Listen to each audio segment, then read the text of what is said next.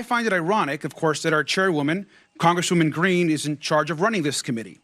Now, in the last Congress, Chairwoman Greene literally showed a dick pic in our oversight congressional hearing.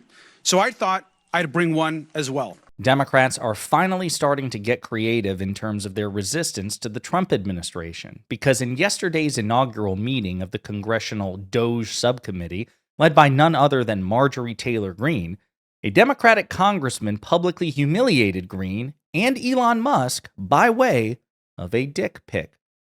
But before we unpack all that, if you end up liking this video and you want to support the channel, please be sure to hit the like, subscribe, and alert bells before you go. All right, friends, we have long wondered what the Democrats will do given that they're in the minority in both chambers and they no longer have the White House. And of course, they're in the minority on the Supreme Court. What will they do in terms of the bully pulpit, the rhetoric, the messaging, the stunts to meaningfully push back and humiliate the MAGA majority and the Trump administration? Well, California Congressman Robert Garcia got really creative and he decided to pull out a dick pic to humiliate Marjorie Taylor Greene and Elon Musk. Now, I find it ironic, of course, that our chairwoman, Congresswoman Greene, is in charge of running this committee.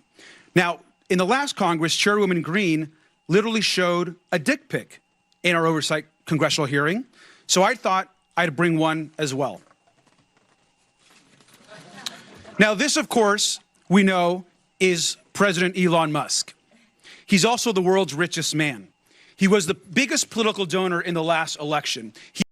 So the laughs you heard, spoiler alert, it's not a literal dick pic, but it is a picture of a dick. It's a different type, as Congressman Garcia will explain to a CNN host a little later on. But he's making fun of Marjorie Taylor Greene, who famously produced an actual picture of the penis of President Biden's son, Hunter, during a House Oversight Committee hearing. It was either in 2022 or 2023. Went viral for it. I mean, you want to talk about a violation of decorum. So he was making a pun and also taking a proverbial shot at Elon Musk. We'll continue. He has billions of dollars in conflicts of interest, and we know that he is leading a power grab, also abided by and encouraged by Donald Trump and, of course, the chairwoman, Congresswoman Greene. But I also want to run through what Doge actually is going to do. It's a demolition plan that's going to run through our government. Doge is trying to abolish the Department of Education. That means opportunities denied to kids. It means you're ripping away opportunities for children with disabilities who are dependent on this money. You're also halting medical research, which is also critical, which we have to also stop. The idea that we're going to eliminate or destroy the Department of National Institutes of Health, NIH, is crazy. Let's talk about the Department of Labor. We're talking about protections for working people across this country, where people can actually complain about abuses their companies are making against them and their coworkers. Workers are now going to be in danger.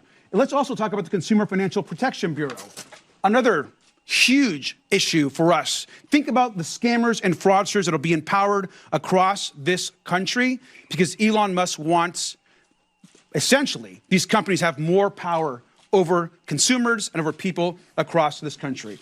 Look at the Centers for Disease and the Centers for Medicare and Medicaid Services. That is actually what's being discussed partly today. Healthcare, we're talking about being denied to millions of poor people, working class people across this country. And now, of course, they're on to their largest target, the U.S. Social Security Administration. We're talking about the destruction of the actual social safety net in this country. We know that 1 in 5 Americans collect Social Security, seniors, disabled people. This entire plan is about hurting the American social safety net and destroying our institutions.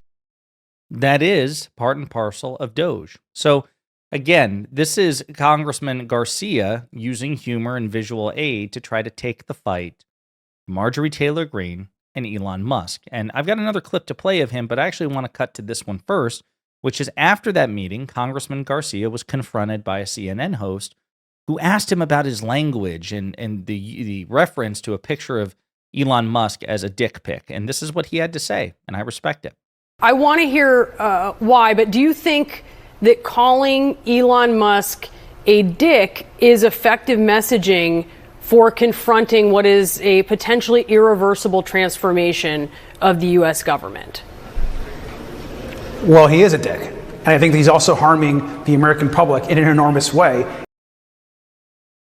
Respect that he didn't back down to the tone police. Yes, actually referring to an authoritarian, narcissistic dick as a dick is actually okay. It's actually a good thing to refer to Elon Musk as a dick, because he is. I love that Garcia did not back down, but we'll continue. And what I think is really important, and what the American public want, is for us to bring actual weapons to this bar fight. This is an actual fight for democracy, for the future of this country, and it's important to push back on the chairperson of this committee. I mean, Marjorie Taylor Greene talks about having decorum, about bipartisanship. This is the person that lies more than anybody else in the entire Congress. And so if she is going to make a mockery of hearings, I want to make sure that us as Democrats are bringing that same level of energy. And of course, after those comments, we went into exactly what Elon Musk is trying to do: dismantling the Department of Labor, dismantling the Department of Education,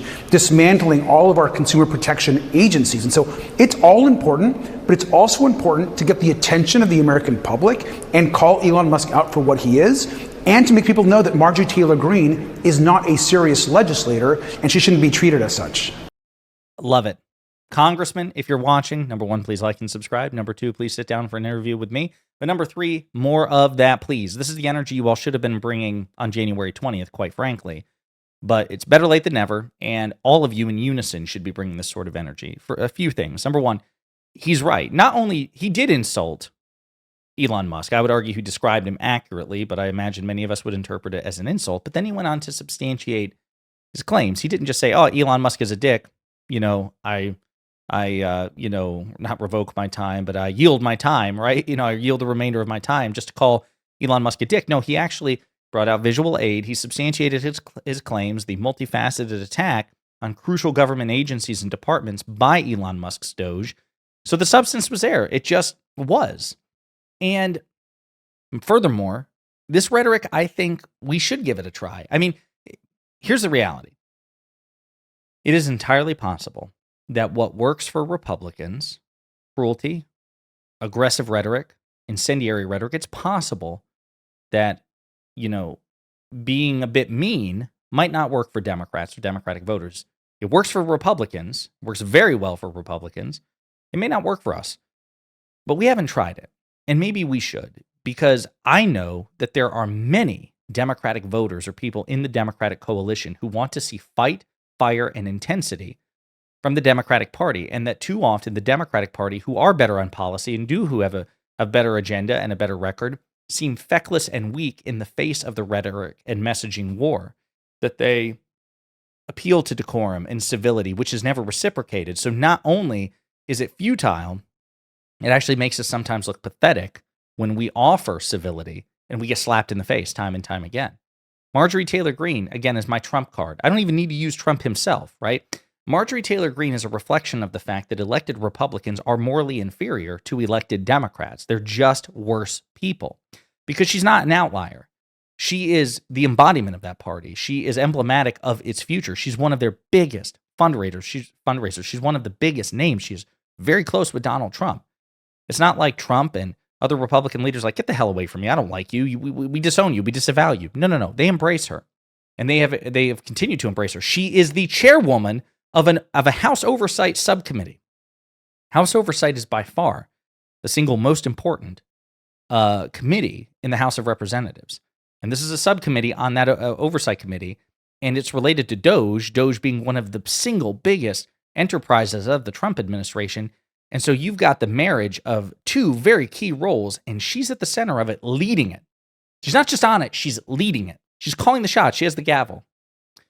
So, yeah, she's the future of the Republican Party. She is its present, and it's fully fair to tar every elected Republican with her impression. Like, unless you explicitly disavow Marjorie Taylor Greene, talk about how awful she is, her moral inferiority, then you own her. Like, you are guilty by association, by definition, because she's your colleague.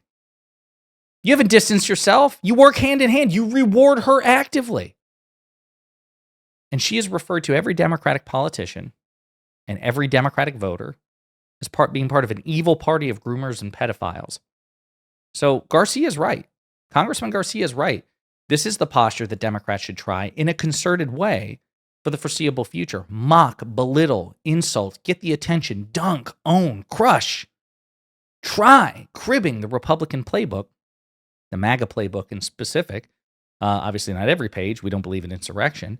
But in terms of the rhetoric, try some of it and see where it goes, because there is part of the Democratic base that I'm a part of that craves this sort of fire. I want to play one more clip of the congressman.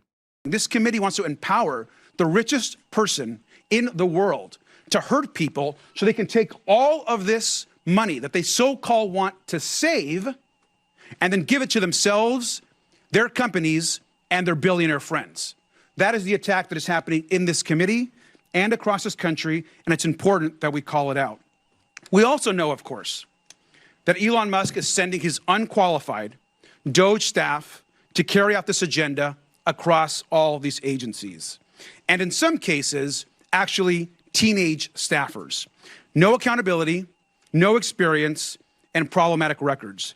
They're trying to rob you, and they're probably a minor. Nice. That is a reference to Kendrick Lamar, who recently performed at the halftime show. Great reference there. Again, we're trying to win Gen Z back. Again, very clever, referring to the gaggle of college freshmen that Elon Musk employs at Doge. So listen, again, I don't know where this will go. It's entirely possible that it backfires, but we should at least try, given the circumstances and given that previous strategies delivered at best mixed results. And according to the most recent election, obviously a failure. So try something new, go hard in the paint, bring the energy, bring the fight, bring the fire, bring the contempt, bring the mockery, bring the disdain. Try to play some of that MAGA playbook against them. In the meantime, let me know what you think in the comments.